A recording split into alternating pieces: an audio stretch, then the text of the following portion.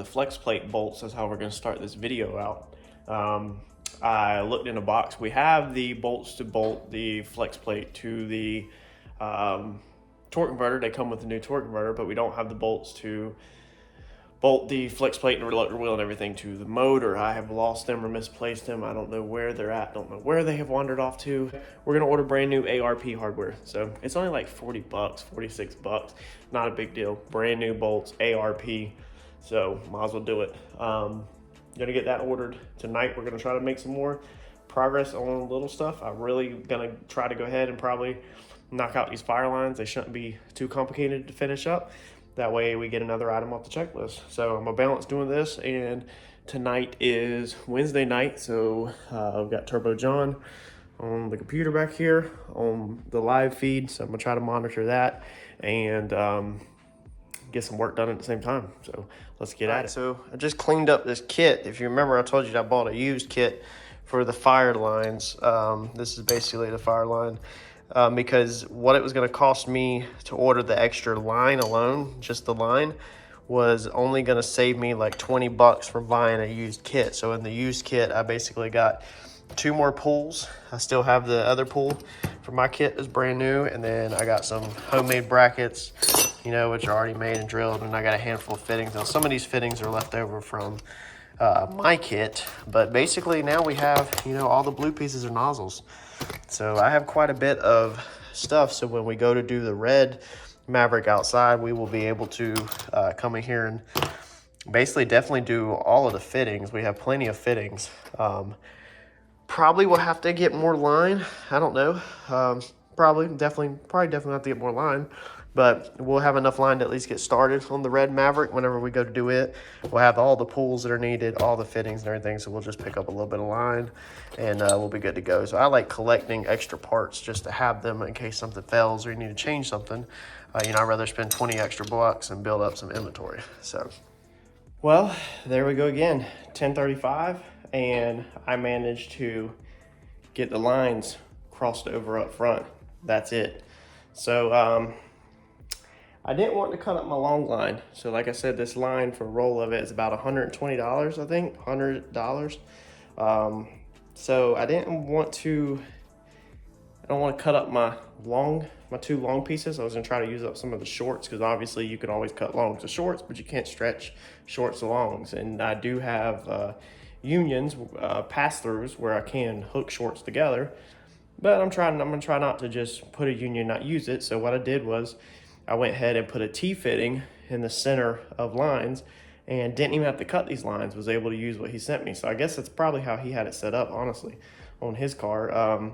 So I went ahead and put, you know, we had one on that side and then we got one on this side, and I went ahead and put one up here on the cowl so that it's kind of spraying over the engine. And I figured even if it just kind of doesn't hit perfect, it's still better to get some more fire retardant spray, whatever you call it, in there. Let me show you what I'm talking about. We have that one over there, and we got them on the left and right. So if you're new to the channel, we have this little nozzle right here, and basically it shoots, as you can see right here, over this side of the engine and the fuel rails. And then we have the same deal over there, where it shoots also, just like the other side. Where's that? Right there. And it needs to be adjusted, but it shoots right onto the engine and the fuel rails and all that. So where I went to make my connection, I just put one right there. I didn't feel like painting that bracket, man. But it basically just shoots across and down kind of. So it basically kind of shoots like right down here where it kind of would just go across everything. I probably need to bend it up a little bit more. So looking at the angle now, it looks like it will get into here. But what I was thinking is if one of these belts, you know, popped, there is oil lines down there that technically could bust the oil line. So if you had, you know, flames coming up here in the front, that would be helpful to kind of have a pattern blowing over the top of the intake towards the front of the car. And why not? We would have had to, you know, like I said, do something anyway, so I could use up 2 short lines. So I'm guessing that's what his car had, is he probably had one in the center, you know, one on each side, because them lines literally fit perfect to go from that side. to this side. But got that done tonight. So, all right, so it is Thursday night. Had to go to the dentist today, drinking too much of the sun drop, and get some more cavities filled. Dude, my teeth are killing me, man. I come home this afternoon and I was just freaking beat, man. Like, it hit about like 7 and I was struggling. About 7:30, I just passed out. It's like 9, going on 9:30 now. We're gonna try to make some progress out here. I'm gonna hammer through it, even though I'm tired. So, let's see here. We're about to order the battery. First off, we got the drive shaft in over there. So I'll show you all that, show you where we got it from, show you their contact information, but I'm gonna pull the trigger on a battery. So we were talking about battery description. A couple people recommended Optima red tops. I wasn't really feeling Optima red tops. I had done some research in the past that are just not all what they made up to be. I was very impressed with some of the comments though. Some of y'all gave testimonies on them that were very impressive. However, I kind of wanted to cut a little bit of weight. So I think I got some good options that are not that expensive. So 2 companies, Braille batteries and Odyssey. So I reached out to Braille. First off, I want to say that their customer service is flat out amazing. So if you go on Braille's website, you can hit contact us and message them, and it says they'll be back to you in a brief moment. It's like an email kind of form thing. So I figured next day or so. Dude, it wasn't even an hour. It was after 5 o'clock here. I don't know where they're at. And they shot me an email right back. So they recommended 2 batteries. They recommended the 1 battery that I'm gonna show you, which is not the most lightweight. I told them what combination I had, what I was doing with the car. And then they recommended a super lightweight one that weighs like nothing. I can't remember what it was. I think it was like 6 pounds, 8 pounds or something stupid. It looked huge, like it looked like a big battery, but it didn't weigh anything, supposedly. That thing was over $1,000. I was like, absolutely not. So I went with the second most lightest one, which I think they said was like 20 something. And then, let's see here, Odyssey. I was very interested in Odyssey batteries. Odyssey reached back out to me today, finally, in email, and recommended their 2 choices of batteries. So the car has no windshield wipers, no heat, no air, but we do have radiator fans, transcooler fans, 2 fuel pumps, and the water pump, plus all the Holley electronics. It's about all electronics on the car. No stereo, no radio. If you're new to the channel, that's about all the electronics on the car. So I'm going to show you the 2 options. I'm going to show you part numbers and everything in case you're shopping for batteries. And then we're also going to go over the weight of these batteries. So let me show you where I narrowed down the best prices from. All right, so first off, we are going to start out where anybody can go, you know, to buy a battery, obviously, which is eBay.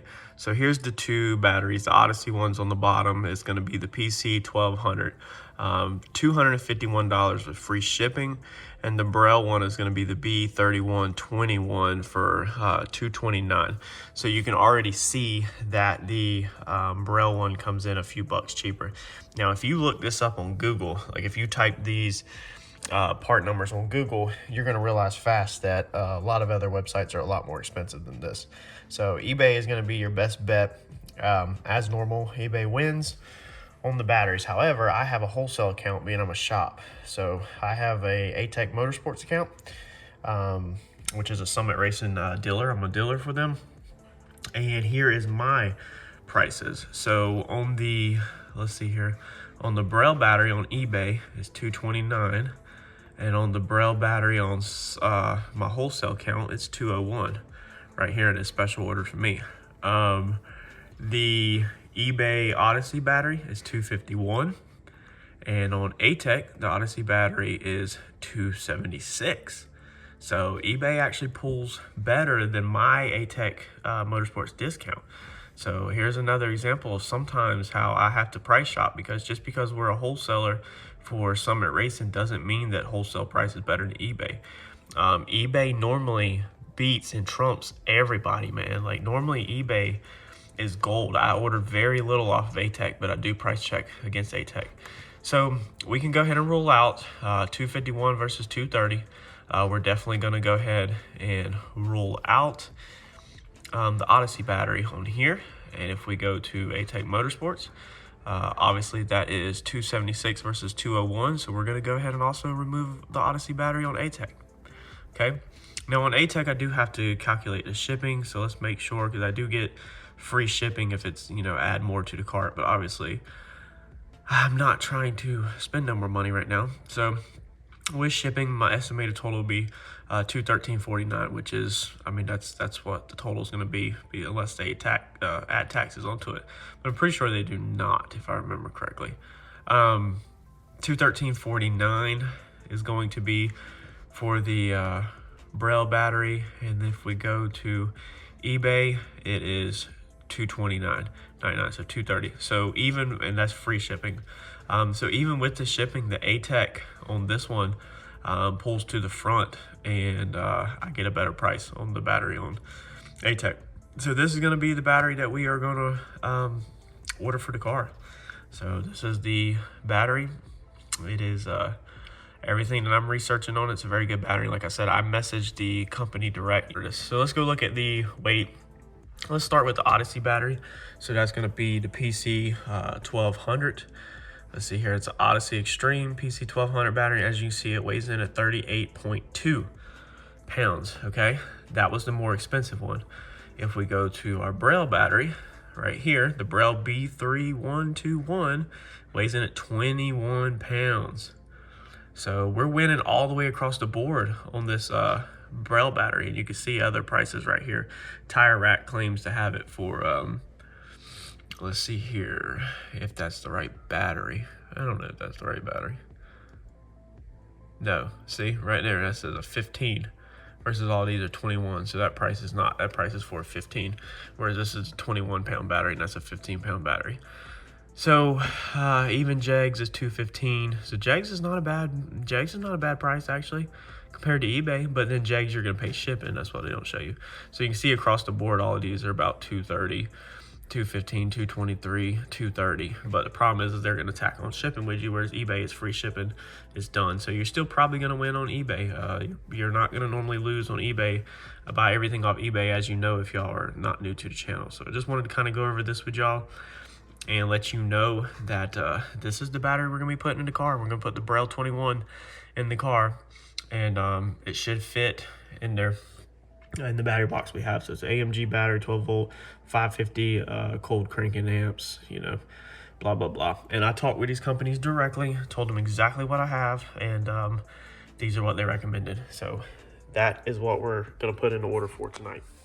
All right, so we got in the drive shaft and we got in the winch yesterday, actually. So this is the winch we're going to be installing in the trailer this weekend. So we'll go over that whenever the trailer comes home.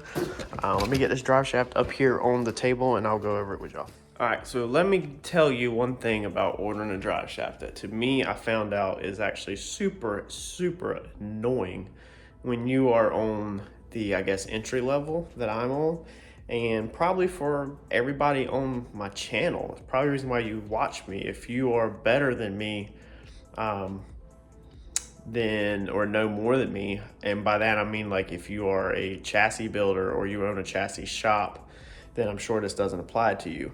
But most of us, I feel like we're all in this together to learn things, and a lot of us are average Joes, and I'm no better than none of y'all. So if anything, y'all have given me such great advice. I'm probably actually a lot stupider than most of y'all. Sometimes I'm amazed how anybody watches me to begin with. But if you're new to the channel and you're a little guy like I was at one point where I needed a lot of help and often stumbled across the big guys videos that left me confused or overwhelmed, I'm here to tell you that when it comes to ordering drive shafts, a lot of these sites are going to want you to give all these freaking measurements. There's going to be a form you got to fill out, all these crazy measurements. That started to irritate me extremely fast because I can physically, my car is all together. I can lay underneath the car. I know how to read a tape measure. You know, I've built houses I grew up around construction. I built houses for a while.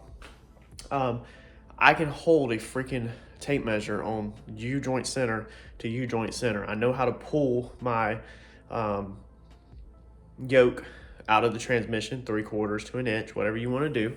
I know how to do all that. All I wanted to do was just give somebody freaking center to center, and that's what I wanted them to make. You know, it's a straight shot. It's not like it's complicated. And a lot of websites that were referred to me, or a lot of other places, wanted all these other measurements I frankly just did not want to give. So since day one, I have been searching eBay for drive shafts. If y'all have not caught on by now, most of my stuff comes off eBay. Most of the time, no companies outside of eBay can be eBay. eBay doesn't sell products. These companies sell on eBay. eBay cuts these companies good deals on shipping. So a lot of times these prices are less. How do I know it? Because I sell on eBay. I have an eBay store where we sell parts. We sell used parts off of cars that we parted out. So I wanted, more than likely, to really deal with a company through eBay, not another company. Now, all of these companies have racing, or have websites, obviously, that you can go to. So let me show you the one that I went with, and let me tell you what we got. So first off, here's the company we went with off eBay. So PEMRacing.com, PEM racing.com. There's their phone number if you want to screenshot this to give them a call if you're interested in anything. This is an aluminum drive shaft. Now, I was going to go with carbon, but to cut a little bit of cost and to get this car up and running, I decided to just go with aluminum. Now, I understand the risk behind aluminum, that if it comes apart, it destroys a lot of stuff. Frankly, if it comes apart and destroys stuff, we're going to cut the floors out and replace the floors with probably aftermarket floors and aluminum trans tunnel. So that's going to be my excuse to redo that. So I'm not too worried about it. It comes with extremely nice, in my opinion, somebody's probably going to correct me, 1350 Spicer U-joints, okay? So I read, the more I read and researched these, it seems like these were definitely a must-have, upgrade to the 1350 U-joints and get Spicers. It seemed like that's what everybody was saying is pretty good. So it's all balanced when it comes to you. I mean, everything's ready to go right in, which is, this is my kind of thing, man. The U-joint's already in the shaft. This side, will just bolt into the car. And then this side, I just have to press the, the slip yoke on for the transmission. So the company, we went over that. Let's see here. There's their address. They are out of California. There's our address. There's all of our contact information. Delivery. So this is the gig, is that the drive shaft is aluminum. It's going to be 3.5 inch, 0.125, 1350s. Now, the price includes anything up to a 57.5 inch drive shaft. So anything up to a 57.5 is the same exact price. I ordered a 46. So let me show you. So here is their eBay listing. So as you can see right here, you have bought this item. It is a 1.5 aluminum drive shaft, 3.5 OD, 1350 series Spicer U-joints, up to 58 inches, center to center. $451.69, free shipping. So I was extremely happy with this. It shipped extremely fast. We're talking like from the time that they got the order to like 2 days, I think. It actually shipped out from the time that the payment, they actually received it. But this is their eBay listing. So there's a couple of informations on everything if you want to pause anything. So they got links 24 inches through 58 inches, the end caps. Built new, purpose built, assembly block, great for higher horsepower, stuff like that. And they can't give you obviously horsepower rating, because what affects all of that is going to be like the weight of cars and different things like that is going to affect what it's going to hold up. But I figured that this is a great starting point. So this is their eBay store. And again, like I said, my biggest thing was they didn't even bother me. I did my purchase. When you make your purchase, there's a little section that says note to seller. So you can always leave any notes or messages that you want to leave with the seller and let the seller know. And I went ahead and told them, hey, I need 46 inches center to center. That's going to be my measurements. They never replied. They never bugged me. They never had no crazy questions. within 2 days. It was like saying that it's going to be here tomorrow, and I'm like, holy crap. I told my wife, I was like, that's unfreaking real, because we order a ton off eBay. Sometimes just to get in the front door to our office, you have to move multiple boxes off of eBay just to come in. Like today, to get out of the office, I had to move 2 giant boxes that come in from eBay today for the Tahoe project. So I'm a huge eBay supporter, giant. So like I said, most companies that have websites, you can buy from their website on eBay most of the time. So yeah, Driveshaft's in. You need to get the yoke on it. We're gonna put that in, and we'll finally be able to put the car in park. No more wheel chalks. That is freaking exciting. Never had this go Driveshaft in this car. Hoping everything goes smooth, hoping everything fits right. So I think I'm going to go ahead and stay on the fire lines since we've already been on the fire lines. I'm gonna get the interiors tied in tonight, and fire stuff will be done. Getting close. Throw that Driveshaft in, it's gonna get exciting. And I know the Driveshaft has to come back out when we go to the shop, obviously. But at least if I go ahead and throw it in, I'll go ahead and probably order the secondary Driveshaft loop, and maybe I will go ahead and fab that up while it's up on the lift at the shop also. But it'll only take a second to pull out at the shop, so I want to go ahead and get it in the car and make sure we don't have no clearance issues or length issues or anything where I need to order another one or something. So even though my measurements should be on point. So let me get at it and I'll catch back up with y'all. All right, so we got the fire lines ran. This is where we put that union in that come with the other kit. So both of them, you know, they run out of there. Got a, got a nice P-clamp on them right there. We still got to finish everything, but I got them P-clamped where they run down, run on the floor by themselves, where they're not going to get stepped on. Nobody's back here. They're not going to get crushed or anything. And then got them through another P-clamp right there where they, and this wiring's a little messy, but then got them where they run up here and then they run up there. Everything's through P-clamps, T into there, and then it hits that one right there up top, which that one up top is angled onto the feet area. And then we have, you know, the line runs up the backside, ties in to this nozzle up here. So it's almost 11 o'clock. That's it for tonight. The only thing that I was going to get y'all's input on is if you think I need another nozzle. I see a ton of race cars at the track that only have one, like in the feet area. So I understand people's concerns about pulling it, that nozzle kind of hitting your hand and maybe deflecting it everywhere. But again, my thoughts are on that. I just kind of want it all over me to help even more with the fire suit. That one down there, if anything's coming through the firewall, hopefully that will cover all that down there. So I have plenty of other nozzles, and I have enough line where if y'all think I need to get one over there on the passenger side, I can. Remember, the Holley electronics are over there. Another thing I thought was possibly cutting it here or taking this union out, putting a T here and running one up the back of the bar to the center of the top of the roll bar, and have that where it's angled down here where it's kind of all over the center console, you know, in case anything comes through the firewall. I mean, we have our patch covers that cover up our pass-throughs and everything, but I was kind of thinking just putting one up there, a zip tie that just kind of, you know, or a mount or whatever that angles straight down and would kind of cover the whole entire center console. And I have enough for that, and like I said, I can make my connection right there. You know what you think on that, and what's your opinions? Besides that, you know, I think we are good on the fire lines. So if we need to add another one, I can add it at any time. I don't need to add it now. At least it's done. So literally, if we could, it would work right now. Is take the pin out the back, pull it. It should work. It should fire off. So no concerns there. But I can add another line if we want. So that's gonna be a wrap on this video. Race trailer this weekend. It's Thursday night, so hopefully race trailer comes home tomorrow, and race trailer throughout the weekend. We still got to do, sound like a broken record, but the Zeus tabs for the wings have to be done. Driveshaft has to be installed to make sure it's all right.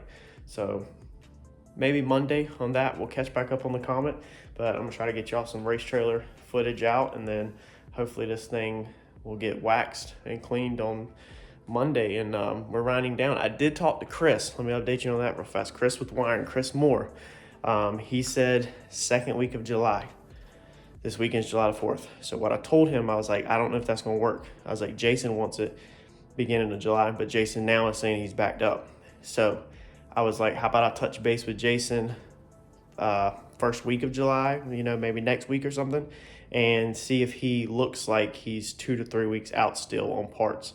If he is 2 or 3 weeks out still on parts, then maybe we'll go ahead and run it to Chris Moore, get the wiring done, and then it'll go to headers. And like I said, the only thing that sucks about it going to Chris first is that we can't really first start it because it won't have no headers. So it is what it is with that. But yeah, that's where we're at. Gotta tighten some of these screws down in this back glass still. But that's where we're at with that. So I just figured I'd update y'all with that. So right now it's literally like a game of floating the headers and the wiring of who's gonna get it first and in what time frame. So because everybody's waiting on parts and stuff like that. But that's me wrap. Like, comment, subscribe, share, and I'll catch you on the next update.